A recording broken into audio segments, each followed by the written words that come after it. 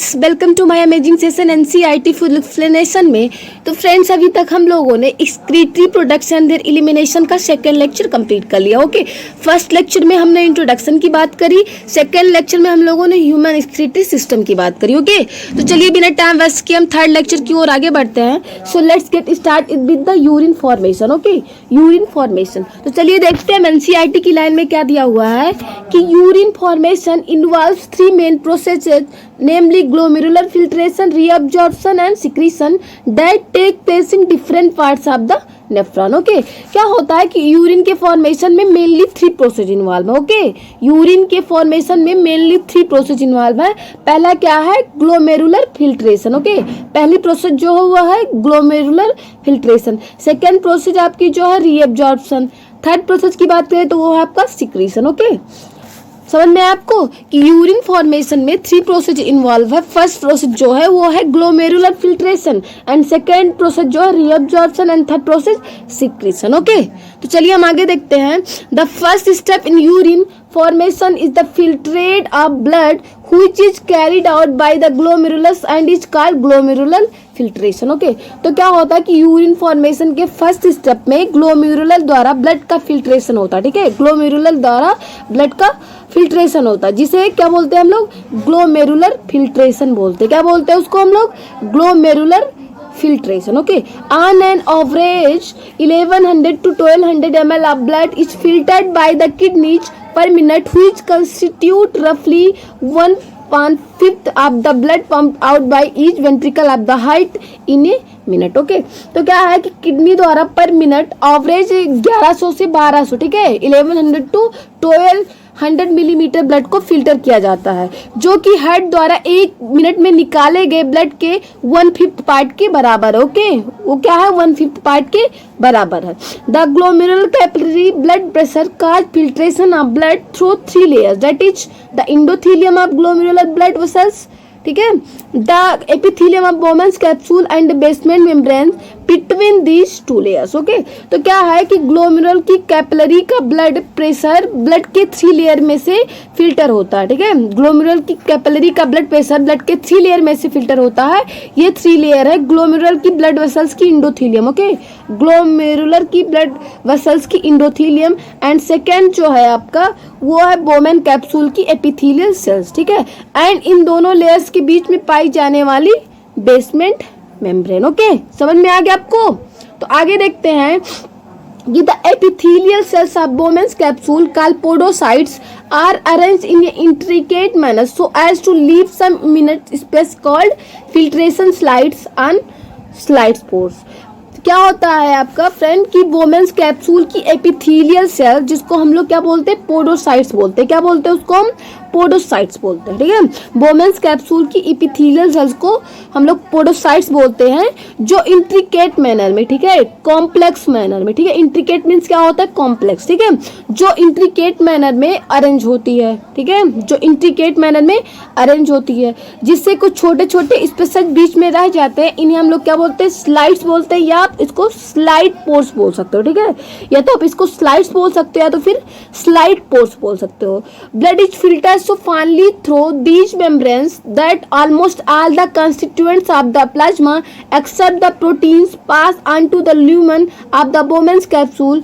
Therefore it is considered as a process of ultrafiltration। Okay, तो क्या होता friend कि जब इन मेम्ब्रेन से, ठीक है, इन मेम्ब्रेन से ब्लड इतनी अच्छी तरह से फिल्टर होता है कि जिससे ब्लड के प्लाज्मा की प्रोटीन को छोड़कर प्लाज्मा का ऑलमोस्ट पार्ट इनसे होकर, ठीक है, बोमेन्स कैप्सूल की ल्यूमेन में इकट्ठा हो जाता है। ठीक है, वो क्या करता है? बोमेन्स कैप्सूल की ल्यूमेन में इकट्ठा हो जाता है, इसीलिए इसको हम लोग क्या बोलते हैं? अल्ट्रा फिल्ट्रेशन बोलते हैं। ठीक है, इसलिए इस प्रोसेस को हम लोग क्या बोलते हैं? Ultra filtration. ठीक है, तो आगे देखते हैं क्या दिया हुआ है कि the amount of the filtrate found by the kidneys पर minute is called glomerular filtration rate. ठीक है, GFR।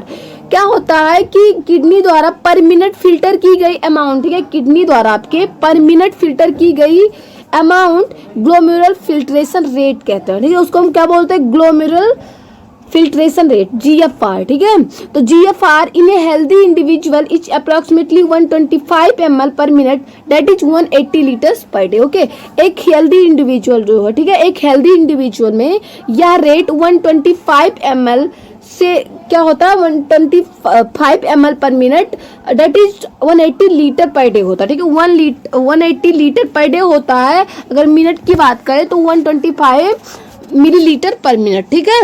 समझ में आपको? तो आगे देखते हैं कि the kidney have built in mechanism for the regulation of glomerular filtration rate, ठीक है।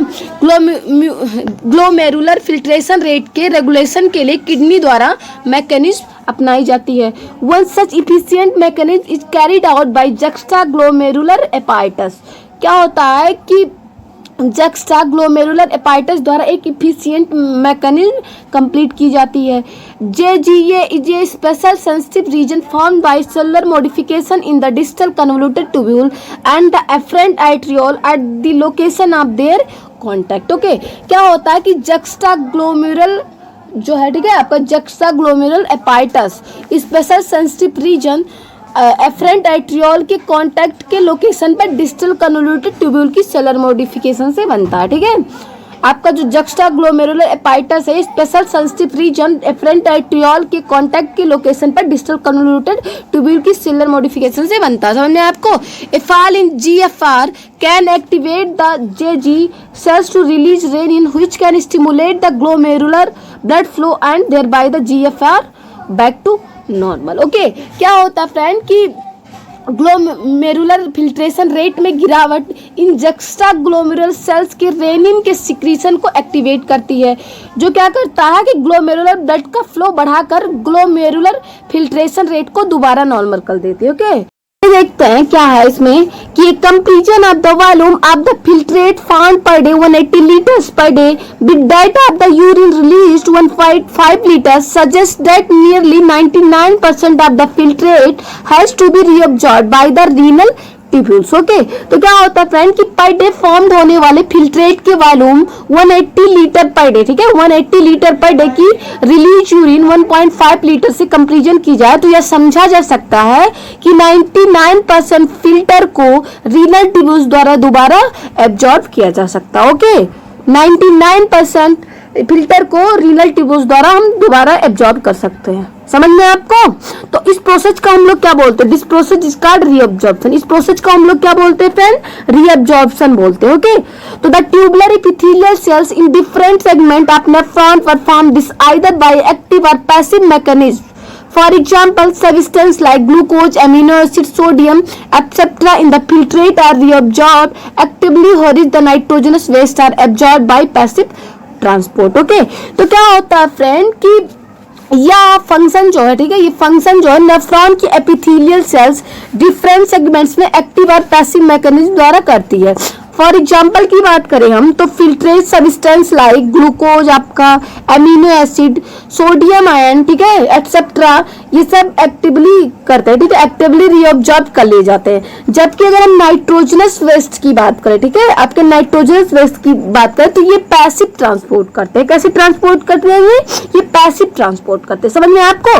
Reabsorption of water also occurs passively in the initial segments of the nephron. Okay, क्या होता है फ्रेंड कि जो ये इनिशियल है, ठीक है, reabsorption of water also occur passively in the initial segments of the nephron. Okay, समझ में आपको? इनिशियल सेगमेंट में होता है नेफ्रॉन के।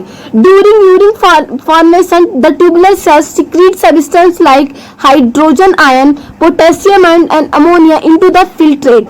Tubular secretion is also an important step in urine formation as it helps in the maintenance of ionic and acid balance of body fluids. Okay, तो friend क्या होता है कि ये जो ट्यूबुलर है, ठीक है, ड्यूरिंग यूरिन फॉर्मेशन, ठीक है, यूरिन फॉर्मेशन के दौरान ट्यूबुलर सेल्स फिल्ट्रेट में hydrogen ion, potassium ion and ammonia like substance को सिक्रीट करती है। ओके, क्या करती है? सिक्रीट करती है।